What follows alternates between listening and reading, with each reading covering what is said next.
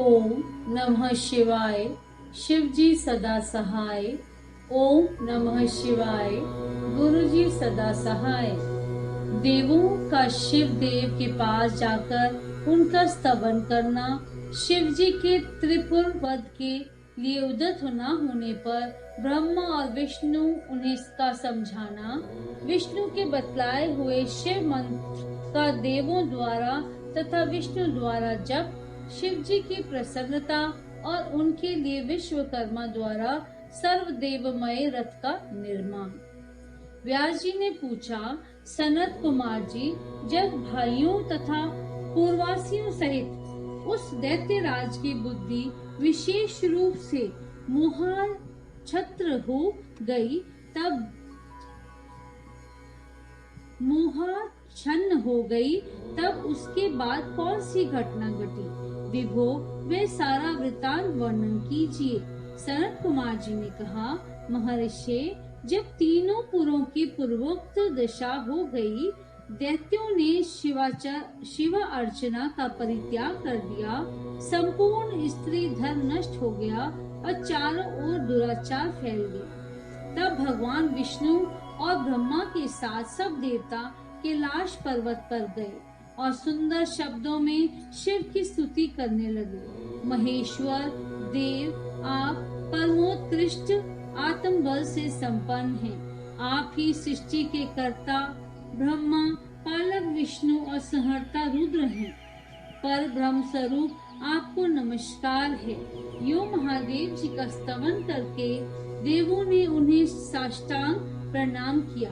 फिर भगवान विष्णु ने जल में खड़े होकर अपने स्वामी परमेश्वर शिव का मन ही मन स्मरण करके तन्मय हो दक्षिणा मूर्ति के द्वारा प्रकटित रुद्र मंत्र का 1.5 करोड़ की संख्या तक जप किया।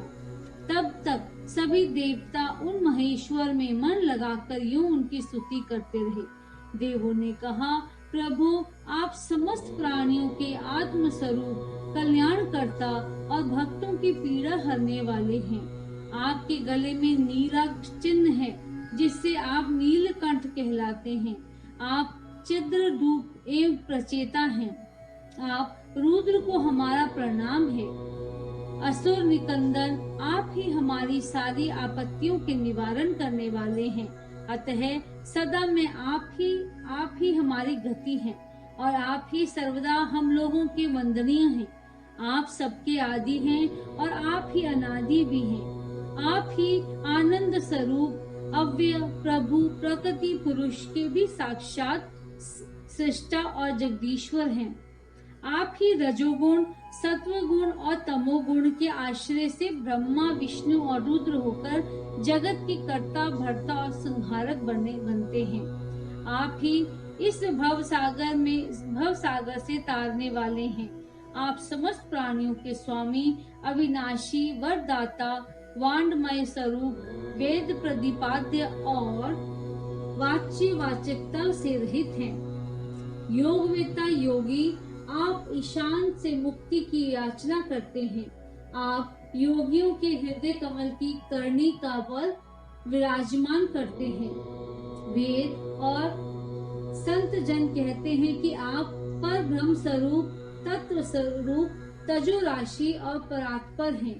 शर्व, आप सर्वव्यापी, सर्वात्मा और त्रिलोकी के अधिपति हैं। भव, इस जगत में जिसे परमात्मा कहा गया है, वह आप ही हैं।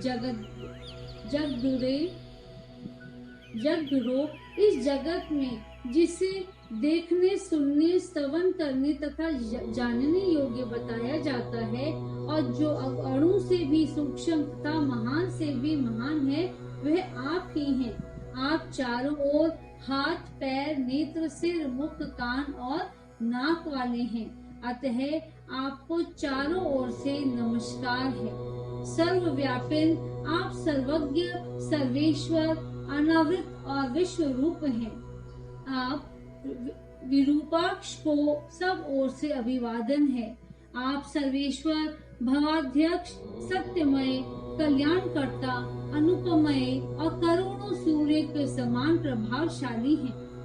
आपको हम चारों ओर से दंडवत प्रणाम करते हैं।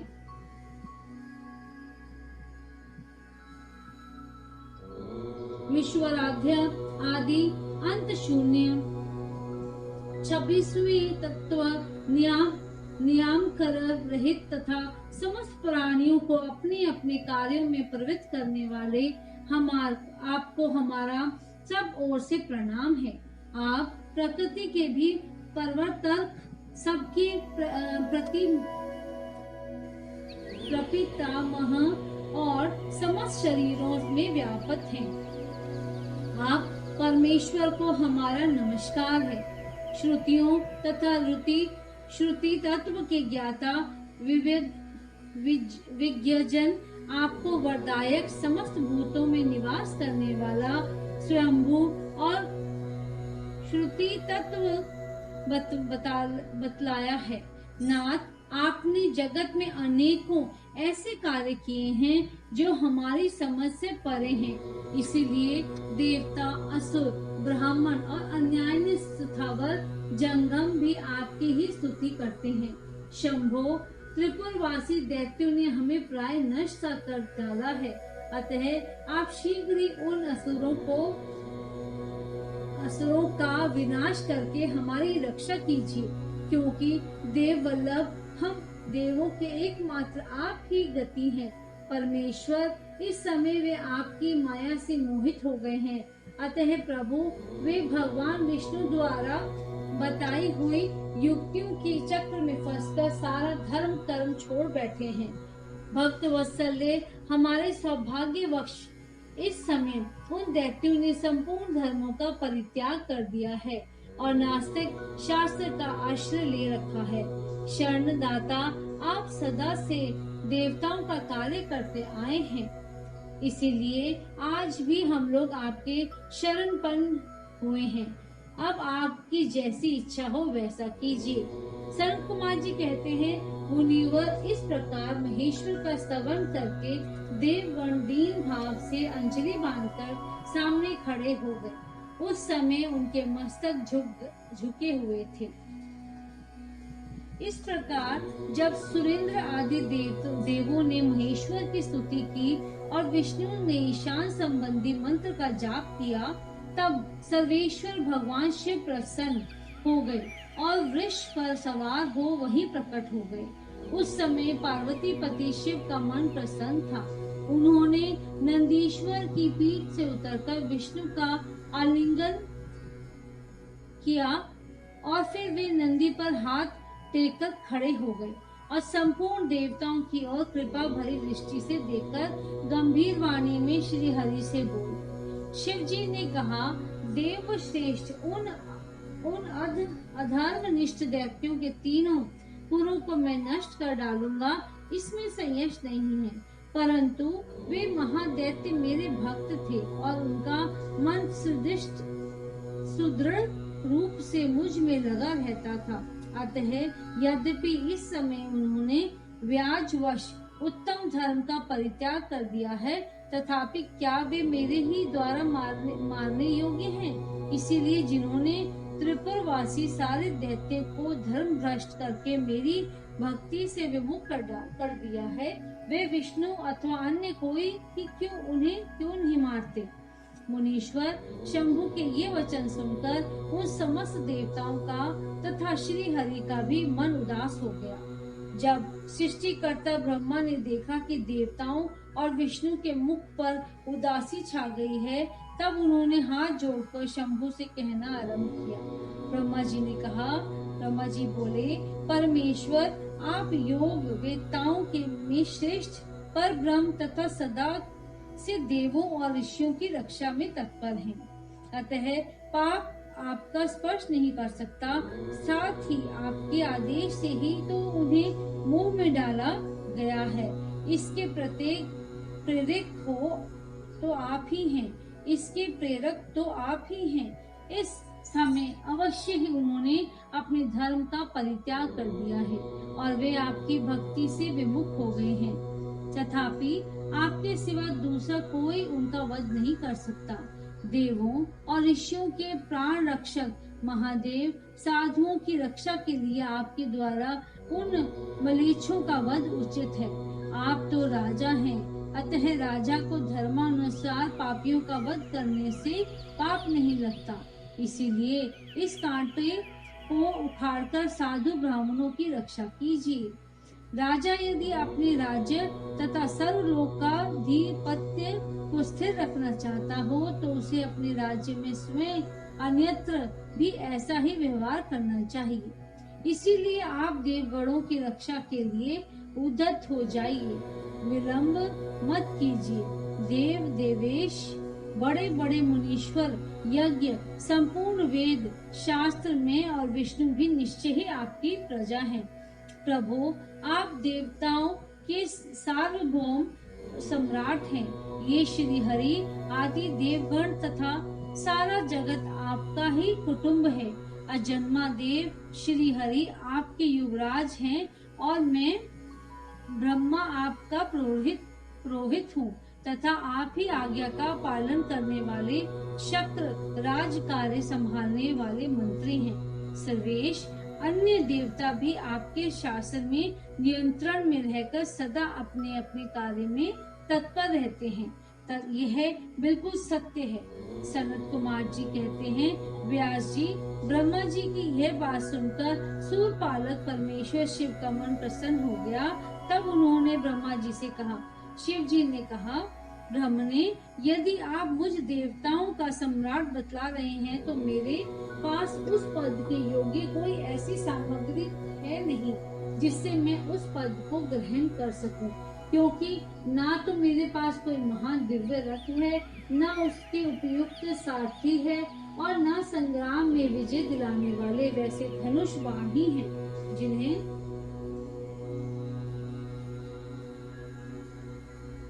लेकर मैं मनोयोग पूर्वक संग्राम में उन प्रबल दैत्यों का वध कर सकूं।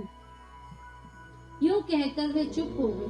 परंतु शिव जी को शीघ्र प्रस्तुत होते न देखकर समस्त देवता, कश्यप आदि ऋषि अत्यंत व्याकुल तथा दुखी हो गए। तब भगवान हरि ने उनसे कहा। भगवान विष्णु बोले, भगवान विष्णु बोले, देवों तथा मुनियों, तुम लोग क्यों दुखी हो रहे हो? तुम्हें अपने सारे दुख का परित्याग कर देना चाहिए। अब तुम सब लोग आदर पूर्वक मेरी बात सुनो।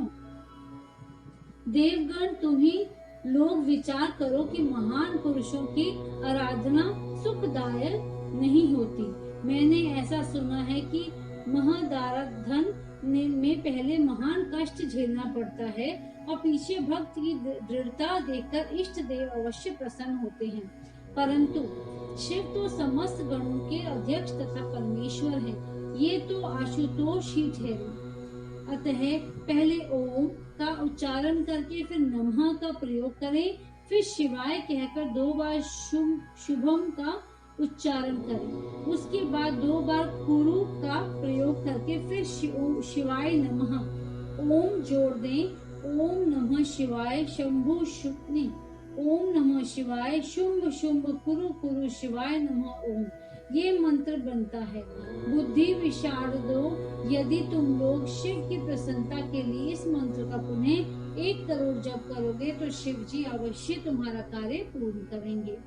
मुने, प्रभावशाली श्री हरि ने जब यूं कहा तब सभी देवता पुनः शिवाराधना में लग गए।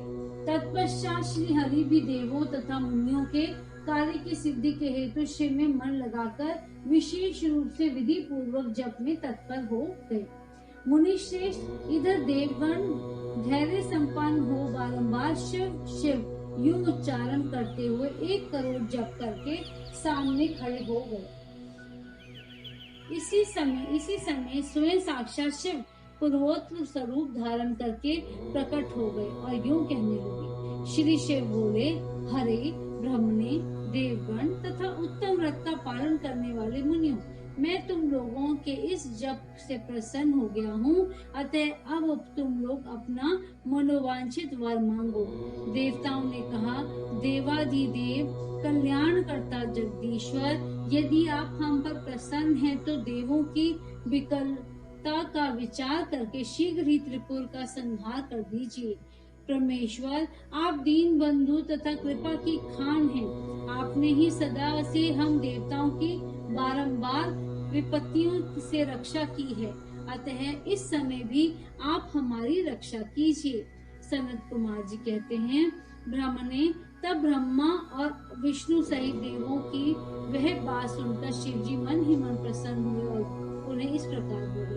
महेश्वर ने कहा, हरे ब्राह्मणे, देवगण तथा मुनियों, अब त्रिपुर को नष्ट हुआ ही समझो। तुम लोग आदर पूर्वक मेरी बात सुनो। मैंने पहले जिस दिव्य रथ, सारथी, धनुष और उत्तम बाणों की को अंगीकार किया है, वह सब शीघ्र ही तैयार करो। विष्णु तथा विधे, निश्चय ही तुम दोनों त्रिलोकी के अधिपति हो, इसीलिए तुम्हें चाहिए कि मेरे लिए यत्न पूर्वक सम्राट के योग्य सारा उपकरण प्रस्तुत कर दो। तुम दोनों सृष्टि के सृजन और पालन कार्य में नियुक्त हो, अतः त्रिपुर को नष्ट हुआ समझकर देवताओं की सहायता के लिए यह कार्य अवश्य करो। यह शुभ मंत्र महान पुण्यमय तथा मुझे प्रसन्न करने वाला है।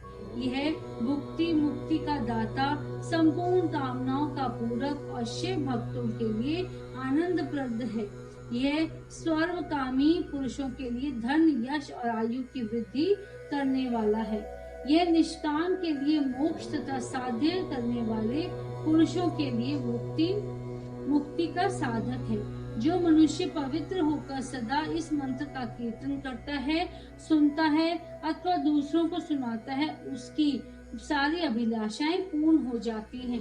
सनत कुमार जी कहते हैं, मुने, परमात्मा शिव की यह बात सुनकर सभी देवता परम प्रसन्न हुए और ब्रह्मा तथा विष्णु को तो विशेष आनंद प्राप्त हुआ। उस समय विश्वकर्मा ने शिव के आज्ञा अनुसार विश्व के हित के लिए एक सर्वदेवमय तथा परम शुभ दिव्य रथ का निर्माण किया। अध्याय 6, 7 और 8 समाप्त।